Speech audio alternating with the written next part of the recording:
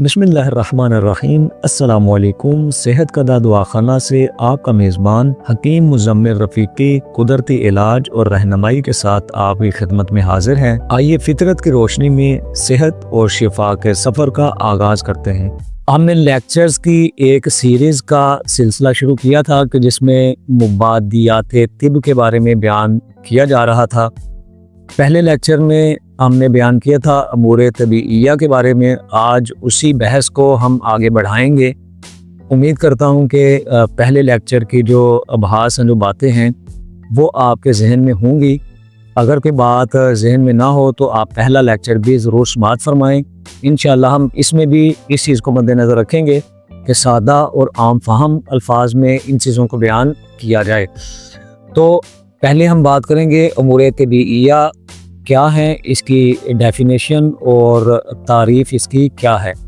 तो अमूर तबीइया वो अमूर हैं कि जिनके ऊपर मवालिद सलासा की बुनियाद कायम है। मवालिद सलासा ये जो लफ्ज़ है, इससे क्या मुराद है? तीन मवालिद। क्या मुराद? जमादात, हैवानात और नबातात। इन्हें मवालिद सलासा कहा जाता है। यानी जमादात पत्थर और इस सूरत में जो चीज़ें हैं, नबातात प्लांट्स वगैरह दरख्त और ये चीज़ें, और हैवानात एनिमल्स। तो इन तीनों का जो बुनियाद कायम है, जिन अमूर के ऊपर, जिन चीज़ों के ऊपर, अमूर कह लें, चीज़ें कह लें, उनको अमूर तबीइया कहा जाता है। तो वो अमूर के जिनके ऊपर मवालिद सलासा की बुनियाद कायम है, वो चीज़ें, वो अमूर क्या कहलाते हैं? अमूर तबीइया कहलाते हैं। तो इसमें हमने अलग से इंसानी बदन लिखा है कि वो अमूर के जिन पर मवालिद सलासा और इंसानी बदन की बुनियाद कायम है। इंसानी बदन हमने अलग से क्यों लिखा? अगरचे इंसान जो है वो भी इन्हीं मवालिद सलासा में से जो हैवानात हैं उनमें से आ जाता है, क्योंकि इंसान भी हैवान नातिक है तो उसमें आ जाता है। लेकिन इंसानी बदन को हमने इसलिए अलग से लिखा क्योंकि ये जो हम अभी बहस कर रहे हैं, हम तिब के लिए कर रहे हैं। तो तिब में जो हमारा मोरद नज़र होता है वो इंसानी बदन है।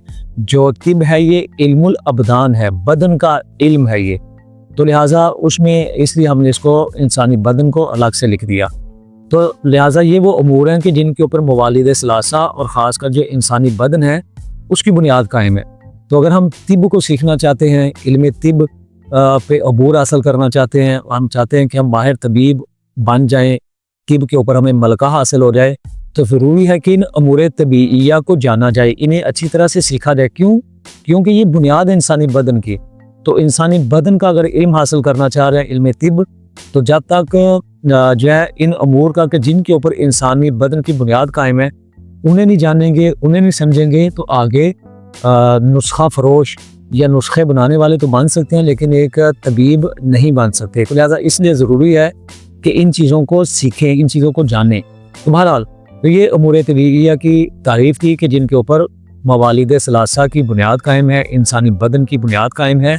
उन चीज़ों को, उन अमूर को अमूर तबीइया कहा जाता है। और ये जो अमूर हैं, इनमें से एक की भी नफ़ी फ़र्ज़ नहीं की जा सकती। एक को भी आप फ़र्ज़ करें, उसकी नफ़ी कर दें, तो इंसानी बदन कायम ही नहीं रह सकता। तो ये अमूर तबीइया कौन कौन से हैं? ये 7 हैं। ये पहले लेक्चर में भी बयान हो चुके हैं, लेकिन मुख्तसरन मैं यहाँ बयान कर देता हूँ ताकि आपके लिए आगे की बातें समझना आसान हो जाए। तो अमूर तबीइया टोटल जो है, जो इनकी तादाद है वो 7 है, वो 7 है। कौन कौन से हैं ये? नंबर 1 अरकान है, नंबर 2 मजाज है, नंबर 3 अखलाक है, नंबर 4 आज़ा है, नंबर 5 अरवाह, नंबर 6 क़वा और नंबर 7 अफ़आल। तो ये जो 7 चीज़ें हैं, इनमें से एक की भी आप नफ़ी फ़र्ज़ कर ले, मसलन अरकान की नफ़ी कर दे, तो इंसानी बदन या मवालिद सलासा की जो बुनियाद है वो कायम ही नहीं रह सकती। आप मजाज की नफ़ी कर दें, आप अरवाह की नफ़ी कर दें, अफ़ाल की किसी एक की भी आप नफ़ी फ़र्ज़ कर लें, तो मवालिद सलासा या इसी तरह इंसान का बदन कायम ही नहीं रह सकता। तो ये थे अमूर तबीइया। तो इन अमूर तबीइया में से जो पहला अम्र है या जो पहली चीज़ है वो है अरकान। अरकान क्या है? इनकी तारीफ़ क्या है? ये ऐसे बसीत अजसाम है जो موالد ثلاثہ کے لیے اجزائے اولیہ کا کام کرتے ہیں. یعنی جو موالد ثلاثہ ہیں، جمادات و نباتات و حیوانات، ان کے جو جسم ہیں، ان کے جو بدن ہیں، وہ یہ جو ارکان ہیں ان کے لیے ابتدائی مادہ کا کام کرتے ہیں. ابتدائی طور پر جن مادہ سے، جن چیزوں سے، جس چیز سے مل کے بنے ہیں، جن اجزاء سے بنے ہیں، وہ کیا ہیں؟ وہ ارکان ہیں. تو جس طرح مثلا آپ کہتے ہیں کہ یہ عمارت ہے تو اس کی جو بنیاد ہے وہ مثلا اینٹ ہے، وہ سیمنٹ ہے، ریت ہے، تو یہ اس کے کیا مثال دے رہا ہوں مثلا ارکان. اسی طرح یہ جو بدن موالد ثلاثہ ہیں، ان کی بنیاد کیا ہے، ان کے اجزائے اولیہ کیا ہیں، ان کے بدن جو ہیں کن اجزاء سے مل کے بنے ہیں، تو ان کو کیا کہا جاتا ہے؟ ارکان کہا جاتا ہے. اور یہ بسیط اجسام ہے اور ان کو مزید تجزیہ بھی نہیں کیا جا سکتا. ان کو مزید، ان ارکان کو جز نہیں کیا جا سکتا، ان کو مزید آگے تقسیم نہیں کیا جا سکتا. یہ اجزائے اولیہ ان کو مزید آگے تقسیم نہیں کیا جا سکتا. تو یہ ارکان کی تعریف تھی. ابھی ہم بات کرتے ہیں کہ وہ 4 ارکان ہیں کون کون سے. تو پہلا جو ہے وہ ہے آگ، دوسرا جو ہے وہ ہے ہوا، تیسرا جو ہے وہ ہے پانی، جبکہ چوتھا جو ہے وہ ہے مٹی. تو یہ جو آگ، ہوا، پانی اور مٹی ہے، یہ ارکان ہیں، یہ اجزائے اولیہ ہیں. یہ وہ بنیادی اجزاء ہیں، بنیادی مادہ ہے کہ جس سے موالد ثلاثہ اور انسان کا بدن بنا ہے. یعنی انسانی بدن میں یہ اجزائے اولیہ ہیں، آگ، ہوا، پانی اور مٹی. تو یہ ارکان ہے 4. اچھا، دوسری اس میں ایک ہے ارکان اور ایک اور چیز ہے جسے کہا جاتا ہے کیفیات. کیفیات اور ارکان کا آپس میں کیا تعلق ہے اور کیفیات کسے کہا جاتا ہے؟ یاد رکھیں، کیفیات گرمی، سردی، خشکی اور تری کو کہا جاتا ہے. یہ 4 کیفیات ہیں. تو آگ کے ساتھ جس کیفیت کا تعلق ہے وہ ہے گرمی. یہ جو فرق ان دونوں میں کیا ہے کیفیات میں اور ارکان میں، ارکان جو ہیں آگ، ہوا، پانی، مٹی، یہ مادی صورت رکھتے ہیں، جبکہ جو کیفیات ہیں انہیں محسوس تو کیا جا سکتا ہے لیکن یہ غیر مادی ہیں، مادی صورت یہ نہیں رکھتی. اور ان کا آپس میں تعلق کیا ہے؟ آگ کس رکن کا کس کیفیت سے تعلق ہے؟ تو جو آگ ایک رکن ہے، اس کا جس کیفیت سے تعلق ہے وہ ہے گرمی. تو آگ کا تعلق گرمی کے ساتھ ہے. تو ہم ارکان کو اجزائے اولیہ اس لیے کہہ رہے ہیں کیونکہ وہ مادی جو ہے وہ جسم رکھتے ہیں، مادی جنبہ رکھتے ہیں، مادی ہیں وہ، جبکہ جو کیفیات ہیں وہ غیر مادی ہیں. تو لہٰذا ہم اس طرح سے انہیں جو ہے وہ اجزائے اولیہ نہیں کہتے. لیکن اگر دیکھا جائے تو حقیقی طور پہ یہ کیفیات ہی ہیں کہ جو ارکان کو بناتی ہیں. اور اگر ہم چاہیں تو کیفیات کو بھی کہہ سکتے ہیں لیکن غیر مادی ہونے کی وجہ سے ہم انہیں جو ہے وہ امور طبیعیہ میں نہیں گنتے. تو بہرحال آگ کا جس کیفیت سے تعلق ہے وہ گرمی ہے. اسی طرح جو دوسرا رکن ہے ہوا، اس کا جس کیفیت سے تعلق ہے وہ خشکی ہے. تیسرے نمبر پر جو رکن ہے وہ پانی ہے اور جس کیفیت سے اس کا تعلق ہے وہ تری ہے. اور چوتھے نمبر پہ جو رکن ہے وہ مٹی ہے اور جس کیفیت سے اس کا تعلق ہے وہ سردی ہے. تو جو ارکان تھے آگ، ہوا، پانی اور مٹی، یہ بیان ہو گئے. اور ان ارکان کا جن کیفیات کے ساتھ گرمی، سردی، خشکی، تری، ان کے ساتھ جو تعلق تھا اس کو بھی بیان کر دیا. تو ادھر بحث ختم ہوتی ہے ارکان کی.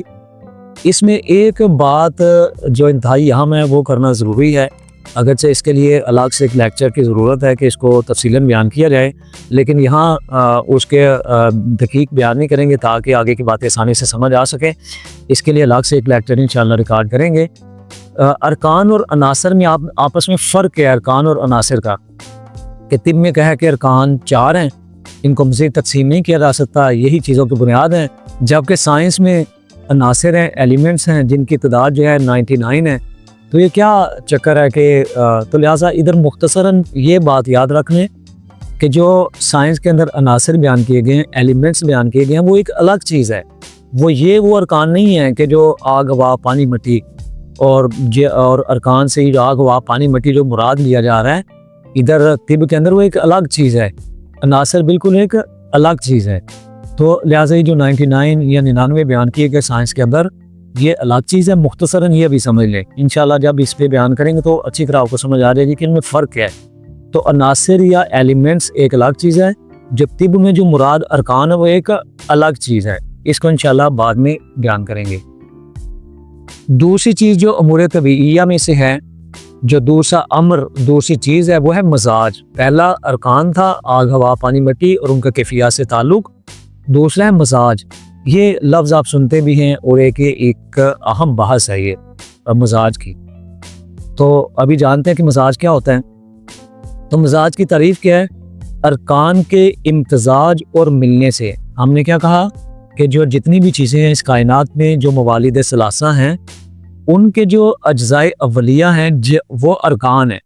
تو ارکان جب ان کا امتزاج ہوتا ہے، وہ ملتے ہیں، کوئی بھی چیز ہے اس کا جو جسم ہے وہ ارکان سے مل کے بنا ہوا ہے، تو وہ جو ارکان جن ارکان سے مل کے بنے ہیں، تو جب ارکان آپس میں ملتے ہیں تو ان کے ملنے سے جو کلی طور پہ اس چیز کی کیفیات اس کے اوپر پیدا ہو جاتی ہیں، اسے مزاج کہا جاتا ہے۔ مثلا مختصر ہم کرتے ہیں اس کو آسان الفاظ میں۔ ہم نے کہا کہ جو اجوائن ہوتی ہے اس کا مزاج ہوتا ہے گرم خشک، تو اس کا مطلب کیا ہوگا کہ گرمی اور خشکی کے حامل جو دو ارکان ہیں، آگ، ٹھیک ہے، اور اسی طرح سے مثلا جو ہے وہ خشکی کا تعلق اس کے ساتھ تھا ہوا کے ساتھ، تو یہ جو دو ارکان جب ملے ہیں، ان کے ملنے سے جو ہے مثلا یہ جو اجوائن ہے اس کا جسم بنا ہے، اس کا یہ بنی ہے، تو ان کے اوپر یہ دونوں کیفیات پیدا ہو جائے گی، گرمی اور خشکی والی۔ تو ہم کہیں گے کہ اس کا مزاج کیا ہے؟ گرم خشک ہے۔ تو ارکان کے ملنے سے، ان کے امتزاج سے جو کیفیات پیدا ہوتی ہیں، انہیں کو مزاج کہا جاتا ہے۔ انشاءاللہ امید ہے کہ آپ کو مزاج اچھی طرح سے سمجھ آ گیا ہوگا کہ مزاج کیا ہوتا ہے۔ یعنی جو ارکان ہیں جب وہ ملتے ہیں، ان کے اندر کیفیات پائی جاتی ہیں، ہر رکن کے اندر ایک کیفیت ہے جو پہلے بیان کیا گیا ہے، تو اس کے اوپر جو اس چیز کے اندر جو کیفیات پیدا ہو جائیں گی، ہم اسے اس کا مزاج کہہ دیں گے۔ تو آگے ہم کیفیات کی بات کریں تو جو کیفیات ہیں پہلے بھی بیان ہوا ہے کہ ٹوٹل 4 ہے۔ پہلی کیا؟ گرمی، دوسری سردی، تیسری خشکی اور چوتھی جو ہے تری۔ تو یہی جو کیفیات ہیں، ان میں گرمی اور سردی جو ہیں، یہ دونوں ایک چیز کے اندر کبھی بھی اکٹھی نہیں ہو سکتی۔ یہ نہیں ہو سکتا کہ ایک ہی چیز ایک ہی ٹائم پہ گرم بھی ہو سرد بھی ہو۔ مثلا کسی چیز کا مزاج گرم سرد ہو، اس طرح نہیں ہو سکتا۔ یہ کیوں نہیں ہو سکتا؟ کیونکہ یہ متضاد ہیں، گرمی اور سردی آپس میں متضاد ہیں، نقیض ہیں، اور کبھی بھی یہ عقلی طور پہ محال ہے کہ متضاد چیزیں ایک ہی جگہ پہ اکٹھی ہو جائے۔ مثلا ایک ہی ٹائم پہ رات بھی ہو اور ایک ہی ٹائم پہ دن بھی ہو، تو اس طرح نہیں ہوتا۔ اسی طرح سے گرمی اور سردی ایک ہی چیز کے اندر دونوں اکٹھی نہیں ہو سکتی، ایک ہی چیز کا مزاج گرم سرد نہیں ہو سکتا۔ اسی طرح سے خشکی اور تری، یہ بھی متضاد ہیں، نقیضین ہیں۔ ایک ہی چیز کا جو مزاج ہے خشک اور تر نہیں ہو سکتا، ایک ہی چیز کے اندر خشکی اور تری نہیں پائی جا سکتی۔ تو اس چیز کو مد نظر آپ کو رکھنا ہوگا۔ تو انہی کو ایک اور نام دیا جاتا ہے کیفیات فاعلہ اور کیفیات مفعولہ۔ کیفیات فاعلہ کون کون سی ہیں؟ سردی اور گرمی کو کیفیات فاعلہ کہا جاتا ہے۔ تو ایک ہی چیز میں، یہ میں اس لیے بیان کر رہا ہوں یہ اصطلاحات، تاکہ آپ جب خاص کر جو طب کے طالب علم ہیں، جو طب سیکھ رہے ہیں، تو ان کے لیے آسانی ہو، کیونکہ کتابوں میں باتیں آئیں گی تو سمجھنا پھر آسان ہو جائے۔ تو کیفیات فاعلہ کون کون سی؟ گرمی اور سردی کو کیفیات فاعلہ کہا جاتا ہے، اور کیفیات مفعولہ کس کو کہا جاتا ہے؟ خشکی اور تری کو۔ تو یاد رکھیں کہ جو کیفیات فاعلہ ہے نا، یہ دونوں کسی چیز میں ایک ٹائم پہ نہیں آ سکتی۔ اسی طرح کیفیات مفعولہ بھی ایک ہی چیز کے اندر دونوں اکٹھی نہیں ہو سکتی۔ ہاں، ایک کیفیات فاعلہ میں سے ہوگی، ایک مفعولہ میں سے ہوگی۔ مثلا کسی چیز کا جو مزاج ہے وہ گرم تار ہو سکتا ہے، تار گرم ہو سکتا ہے، اسی طرح سے خشک سرد ہو سکتا ہے، سرد خشک ہو سکتا ہے۔ تو بہرحال لیکن یہ کہ دونوں یہ جو کیفیات فاعلہ دونوں ہی ایک چیز میں اکٹھی ہو جائیں، یہ بھی نہیں ہو سکتا، اور دونوں کیفیات مفعولہ ایک چیز میں اکٹھی ہو جائیں، یہ بھی نہیں ہو سکتا، کیونکہ یہ آپس میں متضاد و نقیضین ہیں۔ بہرحال ابھی ہم چلتے ہیں مزاج کی بات کرتے ہیں۔ تو اسی طرح یہ جو بیان کیا گیا کیفیات اور یہ چیزیں، ان کو جب ہم کریں گے تو یہ ٹوٹل ہمارے پاس جو مزاج بنیں گے 6 بن جائیں گے۔ پہلا کون سا بنے گا؟ تر سرد۔ اس کو اگر ہم اعضاء کے لحاظ سے اگر بات کریں، اگرچہ ہم جب اعضاء پہ آئیں گے امور طبیعیہ میں اعضاء کی بات کریں گے، ادھر اس کو تفصیلاً بات کریں گے اس کے اوپر، لیکن مختصراً ہم یہاں بھی بیان کر دیتے ہیں۔ تو تر سرد کو اگر اعضاء کے لحاظ سے بات کی جائے تو اس کو اعصابی عضلاتی کہا جاتا ہے. اور نمبر 2 جو مزاج ہے وہ خشک سرد ہے، اس کو اعضاء کے لحاظ سے عضلاتی اعصابی کہا جاتا ہے. نمبر 3 پہ خشک گرم ہے، اس کو اعضاء کے لحاظ سے عضلاتی غدی کہا جاتا ہے. نمبر 4 پہ جو مزاج ہے وہ گرم خشک ہے، اس کو جو ہے اعضاء کے لحاظ سے غدی عضلاتی کہا جائے گا. ادھر ایک اور چیز ذہن میں رکھیں کہ جو لفظ پہلے آتا ہے نا، مثلا گرم خشک، گرم پہلے ہے خشک بعد میں، تو اس کا مطلب یہ ہوگا کہ جو گرمی ہے نا اس چیز کے اندر وہ زیادہ ہے، خشکی اس کے اندر کم ہے. مثلا گرمی کتنی ہے 75% کے قریب، راؤنڈ اباؤٹ اس کے 75%، اور خشکی کتنی ہے 25% مثلا. ٹھیک ہے، تو گرمی پہلے آگے، اس کا مطلب ہے یہ کیفیت اس چیز کے اندر زیادہ ہے اور بعد میں جس کا نام آ رہا ہے وہ کم ہے. اس کے بعد 5ویں نمبر پہ جو ہے وہ گرم تر ہے، تو اس کو اگر ہم اعضاء کے لحاظ سے بات کریں تو اسے ہم غدی اعصابی کہیں گے. اور 6 نمبر پہ جو ہے تر گرم ہے، اعضاء کے لحاظ سے اس کو ہم اعصابی غدی کہیں گے. اللہ آپ کو صحت و شفا عطا فرمائے. ویڈیو پسند آئے تو لائک اور شیئر ضرور کریں، کمنٹ سیکشن میں اپنی رائے کا اظہار ضرور کریں اور چینل کو سبسکرائب کرنا مت بھولیں. اگلی ویڈیو تک مجھے اجازت دیجیے. فی امان اللہ.